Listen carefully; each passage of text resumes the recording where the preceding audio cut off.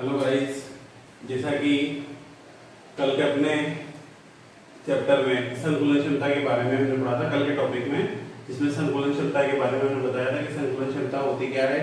संकुलन क्षमता मतलब अवयवी कणों या गोलों द्वारा क्रिस्टल का घेरा गया आयतन, क्रिस्टल हो सकता है, ठोस हो सकता है या एकक कोष्ठिका, कुछ भी मान सकते हैं, है ना। और घनीय क्रिस्टल, जो घन आकार क्रिस्टल होता है उसका आयतन, है ना, इन दोनों का अनुपात ही संकुलन क्षमता को परिभाषित करता है। ये संकुलन क्षमता क्या है कि अवयवी कणों या गोलों द्वारा क्रिस्टल का घेरा गया आयतन और घनीय क्रिस्टल का कुल आयतन का अनुपात ही संकुलन क्षमता कहलाता है।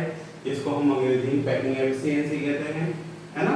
यहाँ पर अब जैसे अवयवी कण है तो अवयवी कणों की संख्या को अगर हम n मान ले तो, है ना, तो एक गोले या कण का आयतन, क्योंकि एक गोले या कण का आयतन को अगर हम n से गुणा कर दें तो हमें गोलों का, है ना, गोलों का आयतन यानी कि बहुत सारे गोले हैं, बहुत सारे कण हैं, है ना, तो कणों की संख्या को n मान ले इनटू एक गोले या कण का आयतन दे दिया हमने बटे घनीय क्रिस्टल का आयतन। अब जैसे कि हम बताया कि घन, है ना, घन का आयतन क्या होता है, भुजा क्यू, है ना। तो यहाँ पर भुजा को मैंने ऐसे माना है ना, तो इसका तो हो गया भुजा क्यू।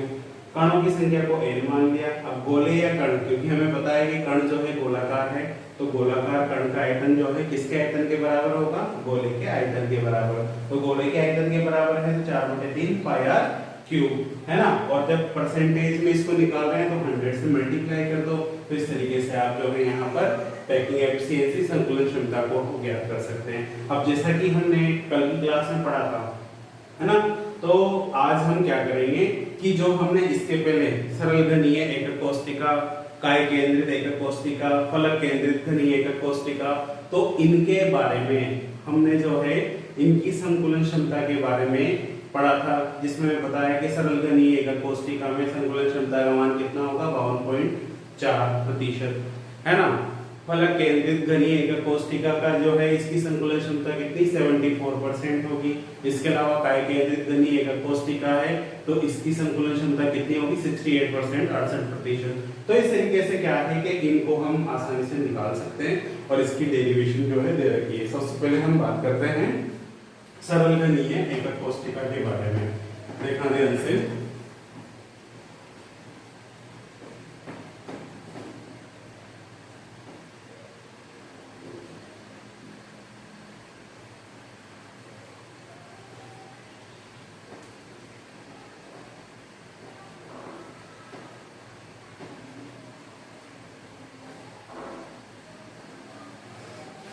देखो ध्यान से, नंबर 1 सरल घनीय एकक कोष्ठिका की संकुलन क्षमता। अब यहाँ पर हमें इसको ज्ञात करना है, तो इसके लिए हम क्या करते हैं कि सबसे पहले एक सरल घनीय एकक कोष्ठिका का निर्माण कर लेते हैं। ये देखो, सरल घनीय एकक कोष्ठिका जो है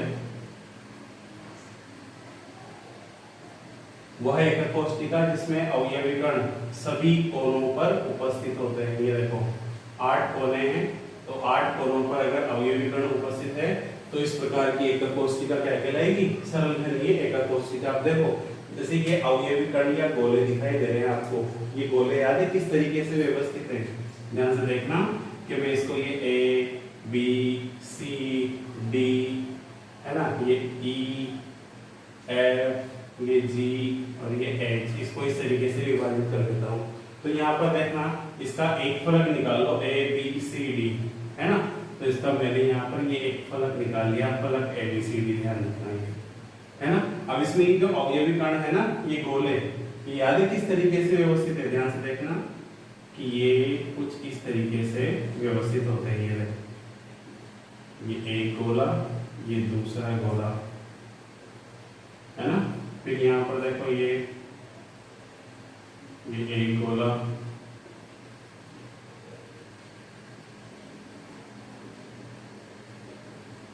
ये 4 गोले। अब यहाँ पर देखना ये गोला है तो क्या मैं इसकी त्रिज्या को r मान सकता हूँ, क्योंकि यहाँ से लेकर देखो यहाँ तक एक गोले की त्रिज्या होगी, फिर इस गोले की त्रिज्या यहाँ से लेकर यहाँ तक हो जाएगी r, और इस पूरी भुजा को हमने याद है क्या माना है a, है ना। इस पूरी भुजा को क्या माना है a, तो ये a b c d। अब देखना जैसे कि हमारे पास संकुलन क्षमता का सूत्र है, प्रतिशत संकुलन क्षमता बराबर क्या है n इंटू 4/3 पाई r क्यूब बटे a क्यूब इंटू 100। अब हमें याद है क्या चाहिए, यहाँ पर एक तो अवयवी कणों की संख्या n चाहिए, है ना, और एक भुजा a का मान चाहिए। अगर हमारे पास ये दो मान है तो हम इन दोनों मानों को इस सूत्र में रखकर संकुलन क्षमता निकाल सकते हैं। तो सबसे पहले देखना कि अवयवी कण, स्टार्टिंग में हमने देखा था अवयवी कण बराबर क्या होता है। देखो यहाँ पर सभी अवयवी कण कहाँ पर हैं, ओनली कोनों पर है ना, तो 1/8 इंटू n कॉर्नर। तो यहाँ पर देखना कि 1/8 इंटू कोने कितने, 1 2 3 4 5 6 7 8, तो ये इंटू 8 बराबर अवयवी कण कितना होगा 1। इसका मतलब है कि n का मान यहाँ कितना आ जाएगा, 1 के बराबर आ जाएगा, है ना। तो हमारे पास ये n का मान आ गया। फिर देखो हमें a का मान निकालना है, तो यहाँ पर देखो इसको ध्यान से देखो, ये भुजा AB को देखो, है ना। तो इसमें देखो कि ये यहाँ पर ये वर्ग, ये जो घन है ये A B C D से, देखना ध्यान से, ये जो भुजा A है ना, इसमें देखो 1 और 2 r है, तो यहाँ पर क्या मैं इसे A बराबर 2r लिख सकता हूँ क्या, ठीक है, A बराबर 2r लिख सकते हैं। तो अब देखो मेरे पास A का मान भी आ गया और n का मान भी आ गया, यानी कि मेरे पास n का मान भी आ गया और a का मान भी आ गया। तो यहाँ पर अब क्या करना है, संकुलन क्षमता बराबर n इंटू 4/3 पाई r क्यूब बटे a क्यूब इंटू 100 बराबर n का मान है मेरे पास ये 1 इंटू 4/3 पाई r क्यूब बटे, देखो a क्यूब, a बराबर क्या है 2r है ना, तो 2 का वर्ग करेंगे क्योंकि यहाँ a क्यूब करेंगे तो 2 का क्यूब तो कितना हो जाएगा 8, है ना, और यहाँ पर ये r है तो r का भी क्यूब, तो 8r क्यूब ऐसे लिख सकता हूँ, है ना, क्योंकि a क्यूब करूंगा ना, तो यहाँ पर देखो a बराबर क्या है 2r, है ना, तो 2 का क्यूब क्या हो जाएगा 8 और r का क्यूब ये क्यूब हो जाएगा, तो ये r क्यूब ये इंटू 100। अब आपको ध्यान रखना है, इसको सोल्व नहीं करना, है ना, सोल्व नहीं करना। अगर आप सोल्व भी करते हो तो 52.36 के लगभग आएगा। तो आपको डायरेक्ट याद रखना है कि एक सरल घनीय एकक कोष्ठिका है जिसकी संकुलन क्षमता कितनी होती है 52.36 या 52.4। तो आपको डायरेक्ट यहाँ पर 52.36 और 52.4% ये डायरेक्ट आपको लिख देनी है, सोल्व भी नहीं करना, क्योंकि हमें पता है कि ये r क्यूब से r क्यूब ये कैंसिल हो जाएगा। फिर अपन पाई का मान रखेंगे, है ना, इन मानों को रखकर 8 का भाग लगाएंगे, तो उसमें मल्टीप्लाई करेंगे तो पूरा मान कितना आना है 52.36 और 52.4%, है ना। तो इस तरीके से आप सरल घनीय एकक कोष्ठिका की संकुलन क्षमता आसानी से निकाल सकते हैं।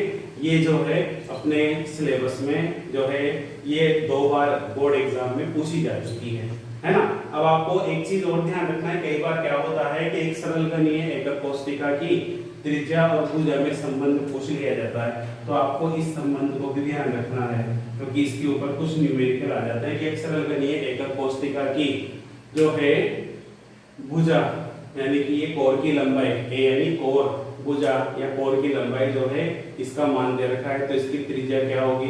तो आपको पता होना चाहिए कि कोर की लंबाई a और त्रिज्या में क्या संबंध होता है, किसमें, सरल घनीय एकक कोष्ठिका में। तो सरल घनीय एकक कोष्ठिका में कोर की लंबाई और त्रिज्या में क्या संबंध होता है, a बराबर 2r। तो आप इसमें a और r, अगर a का मान दे रखा है तो r को ज्ञात कर लेना और r का मान दे रखा है तो a का मान ज्ञात कर लेना। तो इस तरीके से आप क्या है सरल घनीय एकक कोष्ठिका के लिए संकुलन क्षमता का मान आसानी से ज्ञात कर सकते हैं। आप इसे नोट कर लीजिए।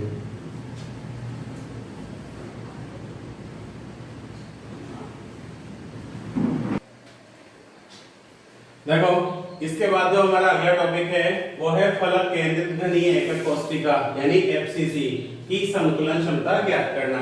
अब नॉर्मली हमें पता है कि इसकी संकुलन क्षमता जो है 74% 74% है।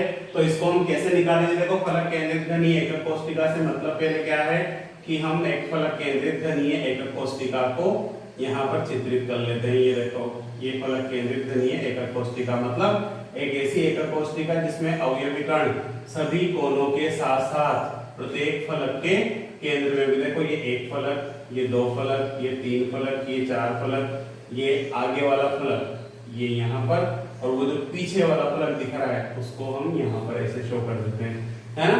तो प्रत्येक फलक के केंद्र पर है ना एक अवयवी कण उपस्थित होता है।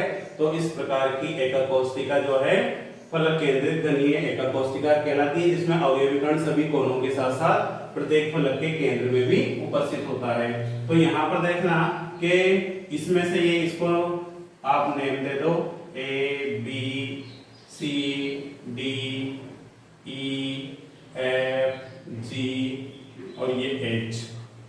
अब इसमें याद है, हमें याद है अगर हम केवल एक फलक बाहर ले लेते हैं तो हमें उससे कोई एक फलक बाहर लेना तो है ही सही, लेकिन हमें क्या है कि फलक के केंद्र पर जो कण है उसकी संकुलन क्षमता ज्ञात करनी। इसका मतलब है कि इसमें इस कण को भी शामिल करना होगा हमें। इसके लिए हम क्या करते हैं कि ये E और C को आपस में मिला दें। ये देखो E और C को आपस में मिला दें और यहां से ये देखो मैं एक फलक ही बाहर निकाल देता हूं पूरा।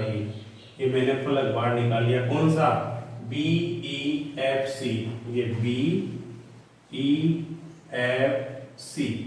इसमें देखना कि एक अवयवी कण, अब देखो ये पहले तो ये जो कॉर्नर पे है ना तो इनको आप शो कर दो। ये जो प्रत्येक कोनों पर है, देखो B पर एक कण है, फिर ये देखो E पर भी एक अवयवी कण है तो इसको भी आप ये यहाँ पर शो कर दो।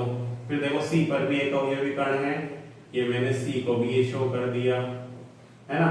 फिर यहाँ पर ये देखो ये यहाँ पर भी ये शो हो गया ये इस तरीके से, है ना। अब इसमें देखना कि ये एक फलक के केंद्र में भी है, तो ये जो फलक के केंद्र में अवयवी कण है तो इसको भी मैं यहाँ पर ये शो कर देता हूँ। इसमें याद हो देखो मैंने C और E को मिलाया है, क्योंकि देखो इसको मिलाया क्यों है? क्योंकि हमें जब हम संकुलन क्षमता ज्ञात कर रहे हैं तो वो कण भी होना चाहिए जिसकी वजह से हम संकुलन क्षमता ज्ञात कर रहे हैं। क्योंकि फलक के केंद्र में है तो फलक के केंद्र का कण भी जो है इसमें काउंट होगा, है ना। तो हमारे पास देखो एक त्रिभुज बना है बी, ये सी बी ई, ये देखो त्रिभुज सी बी ई। त्रिभुज सी बी ई में पाइथागोरस प्रमेय से क्या हो जाएगा?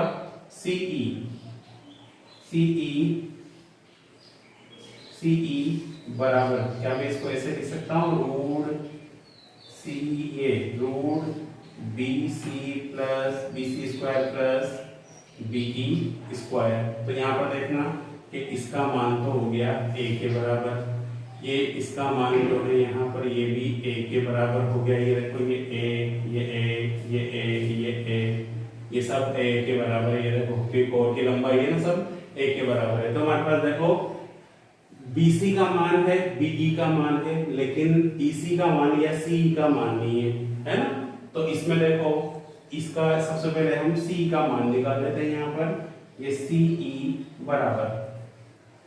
बराबर देखो ये BC स्क्वायर यानी कि A स्क्वायर प्लस BE का मान भी ये A स्क्वायर, है ना, बराबर क्या हो जाएगा? रूट 2A, क्योंकि यहाँ पर ये रूट 2 आ जाएगा और ये 2A स्क्वायर हो जाएगा, बराबर क्या लिख सकते हैं इसको? रूट 2A के बराबर लिख सकते हैं, है ना।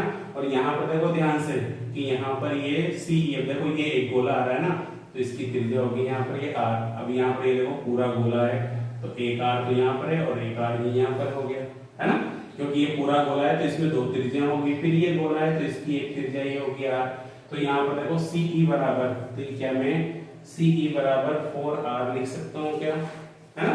CE बराबर किसके हो जाएगा? 4R। तो अगर मैं CE का मान यहाँ रखूं तो यहाँ पर देखना 4R बराबर √2a और मुझे तो a का मान चाहिए, तो a बराबर क्या हो जाएगा 4r/√2।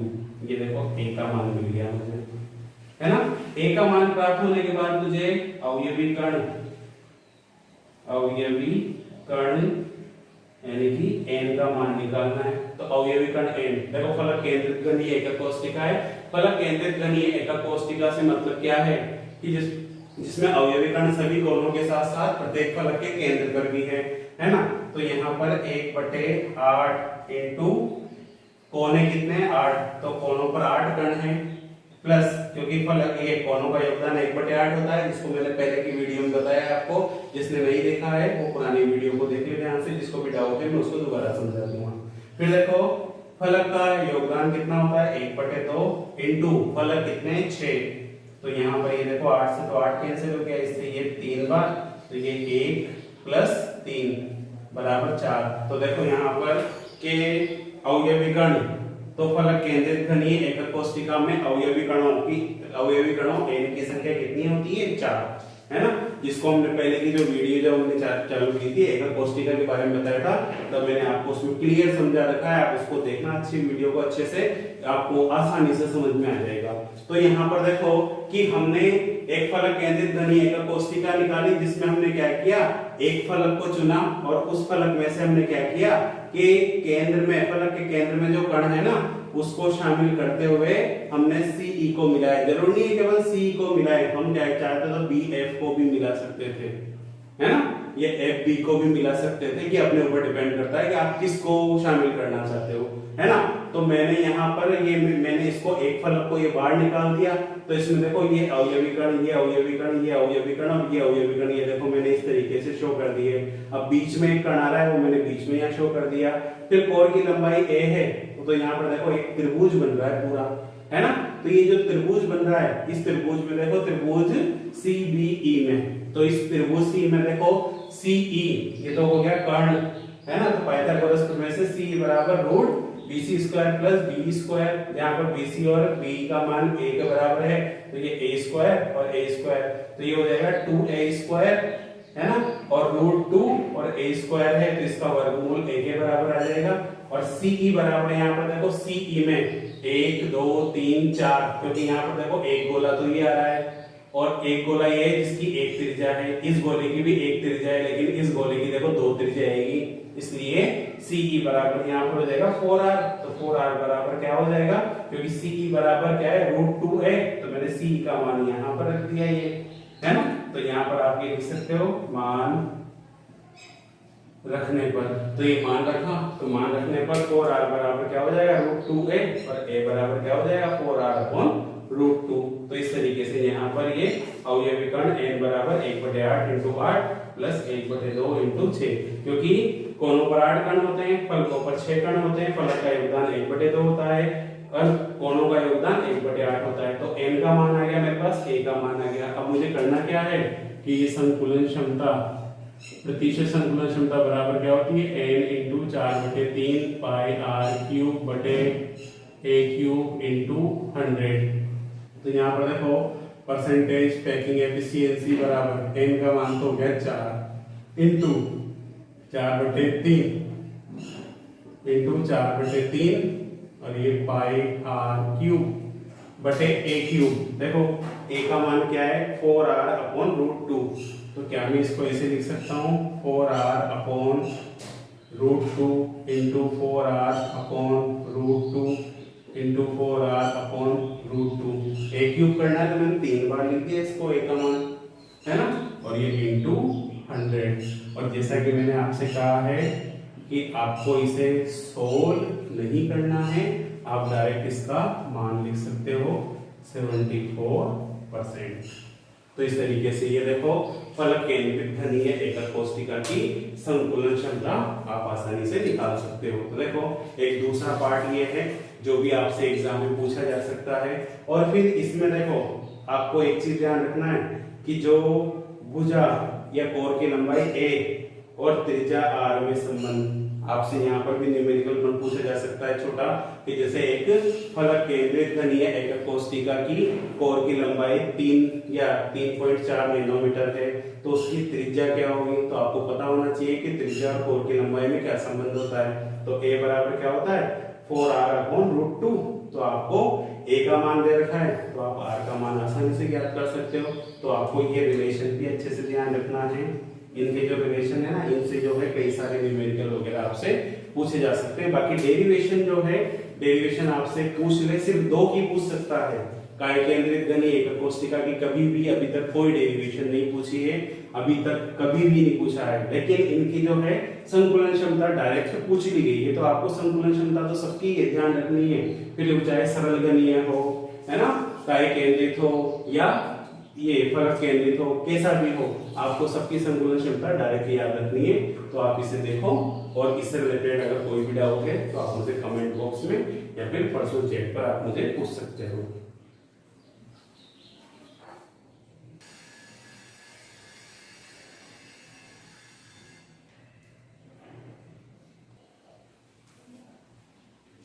देखो, इसके बाद अगला जो अपना टॉपिक है वो है काय केंद्रित घनीय एकक कोष्ठिका बीसीसी की संकुलन क्षमता।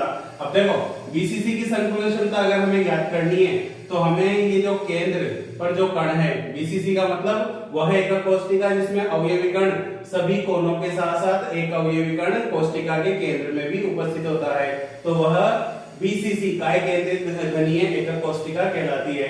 अब हमें इसकी संकुलन क्षमता ज्ञात करनी है, तो हमें याद है कि इस कण को भी यहाँ पर शामिल करना होगा। इसके लिए हम क्या करें कि एक तो इसको, देखो ये कण शामिल हो जाए, इसके लिए हम क्या करेंगे, इसको यहाँ पर मिला देते हैं, यानी कि G और B को मिला दे।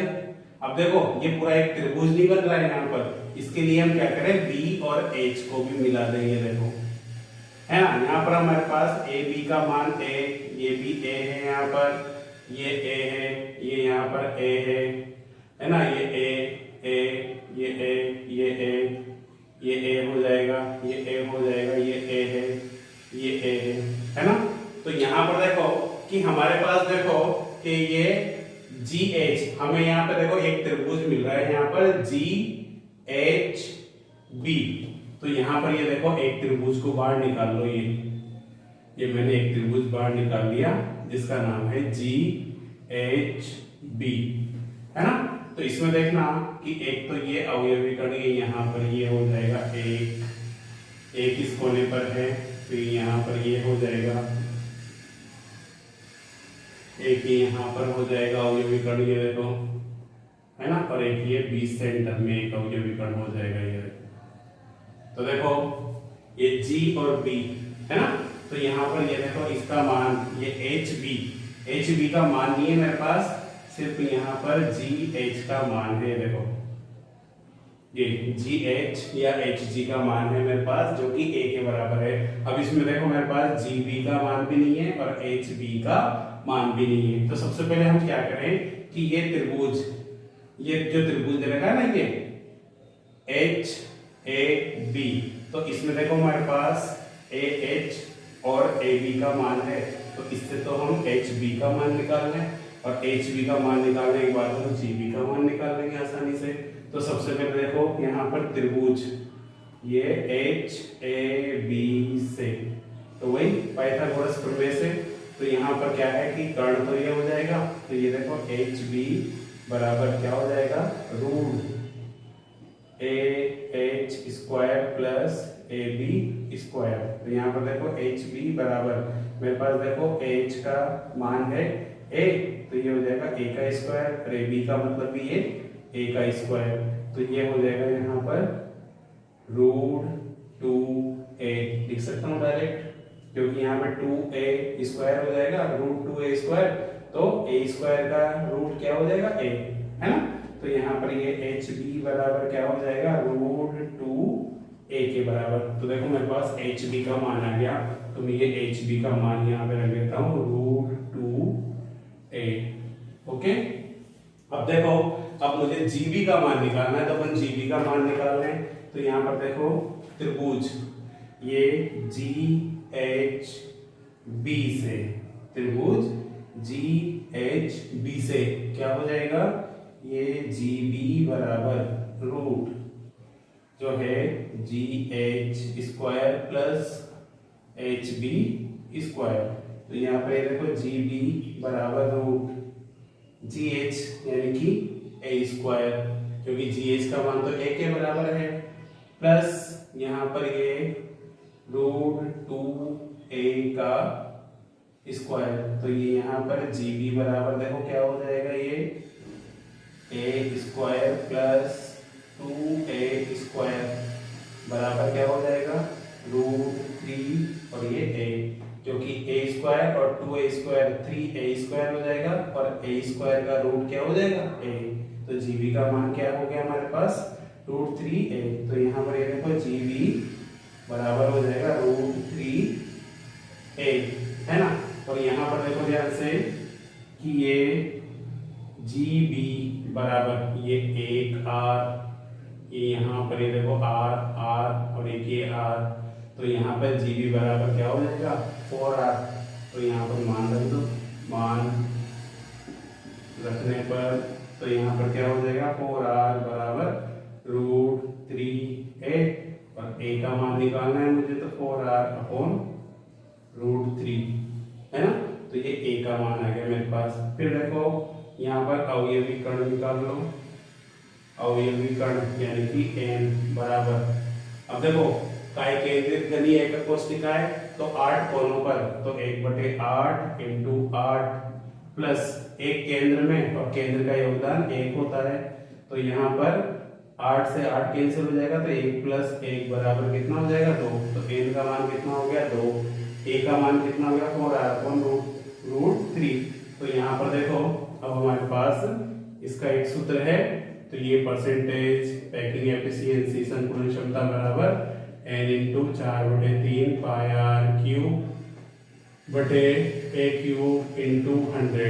तो यहाँ पर देखो परसेंटेज पैकिंग एफिशिएंसी बराबर n का मान कितना हो गया 2, ये यहाँ पर 4/3 पाई r क्यूब बटे a क्यूब, a का मान कितना है 4r बटे रूट 3। तो यहाँ पर ये 4r upon root 3 into 4r upon root 3 into 4r upon root 3 into 100। तो यहाँ पर देखो परसेंटेज पैकिंग एफिशिएंसी बराबर, डायरेक्ट इसका मान रखना है ये 68%। सॉल्व नहीं करना, आपको डायरेक्ट मान याद रखने। तो इस तरीके से आप ये देखो यहाँ पर हमने तीनों की संकुलन क्षमता को आसानी से निकाल लिया। तो यहाँ पर क्या है कि सरल घनीय एकक कोष्टिका, फलक केंद्रित घनीय एकक कोष्टिका और काय केंद्रित घनीय एकक कोष्टिका, तीनों की संकुलन क्षमता को हमने बिल्कुल आसानी से ज्ञात किया है। तो यहाँ पर सबसे पहले हमने क्या किया, केंद्र का कर्ण शामिल करते हुए हमने जी और बी को मिलाया। तो इसको मिलाने पर देखो पूरा त्रिभुज प्राप्त नहीं होता, इसके लिए हमने एच और बी को मिला दिया। तो हमारे पास देखो जी एच बी एक त्रिभुज प्राप्त हुआ। अब देखो ये षटकोणीय त्रिभुज है, तो हमने इसको यहाँ से ये बाहर निकाल लिया। अब इसमें देखो 1 2 3 गोले, तो ये 1 2 ये 3 गोले इसमें ऐड कर दिए। फिर देखो यहाँ पर एच पर भी जो गोला है वो मैंने यहाँ ऐड कर दिया। तो इस तरीके से क्या है हमारे पास जी एच का मान ए है, लेकिन हमारे पास एच बी का मान नहीं था। तो एच बी का मान अब ये देखो यहाँ पर हमने निकाला है रूट 2a, क्योंकि हमारे पास देखो हमने त्रिभुज एच ए बी लिया है जिसमें से एच बी क्या है कर्ण है। तो एच बी का मान हमने इससे निकाल लिया जो कि कितना है रूट 2a, और इसका मान जो है हमने पाइथागोरस प्रमेय में रख के हमने यहाँ पर जीबी का मान निकाला। तो जीबी का मान किसके बराबर आया रूट 3a के बराबर, है ना। तो इसमें कोई कंफ्यूजन हो तो आप मुझे अलग से कमेंट कर देना, मैं आपको समझा दूंगा। फिर यहाँ पर इसका मान है रूट 3a, फिर यहाँ पर जीबी बराबर रूट 3 आ गया। और जैसा कि मैं बताया कि यहाँ पर जीबी में देखो 1 2 3 4 आ रहा है, तो जीबी का मान जो है 4r के बराबर हो जाएगा। तो जीबी बराबर 4r, ये मान रखने पर 4r बराबर रूट 3a हो जाएगा। तो हमें a का मान प्राप्त हो गया। तो a बराबर क्या हुआ 4r अपॉन रूट 3, और अवयवी कर्ण n का मान, क्योंकि काय केंद्रित है तो 8 तो कोनों पर, तो 1/8 इंटू 8 प्लस एक केंद्र पर, तो ये 1 बराबर कितना हो गया यहाँ पर 2। तो n का मान कितना आ गया हमारे पास 2 आ गया, है ना। तो इस तरीके से हमने n का मान निकाल लिया, a का मान निकाल लिया, उसको सूत्र में रखा और डायरेक्ट मान लिख लेना है। सोल्व भी नहीं करना, आपको सोल्व नहीं करना, बस ऐसे जमा कर आप इसका डायरेक्ट मान रखो, बस यही होता है इसका सॉल्यूशन। आपको ज्यादा टाइम नहीं लगता। और एग्जाम में फिर एक और न्यूमेरिकल के लिए आपको देखो ये रिलेशन याद रखना पड़ेगा कि काय केंद्रित घनीय एकक कोष्ठिका की कोर की लंबाई a और त्रिज्या r में क्या संबंध होता है, तो ये संबंध आपको याद रखना है, क्योंकि इससे भी कई बार न्यूमेरिकल आ जाते हैं। ठीक है, तो ये आज की क्लास है अपनी, और इसके बाद नेक्स्ट क्लास अपनी मंडे को होगी। नोट कीजिए इसे।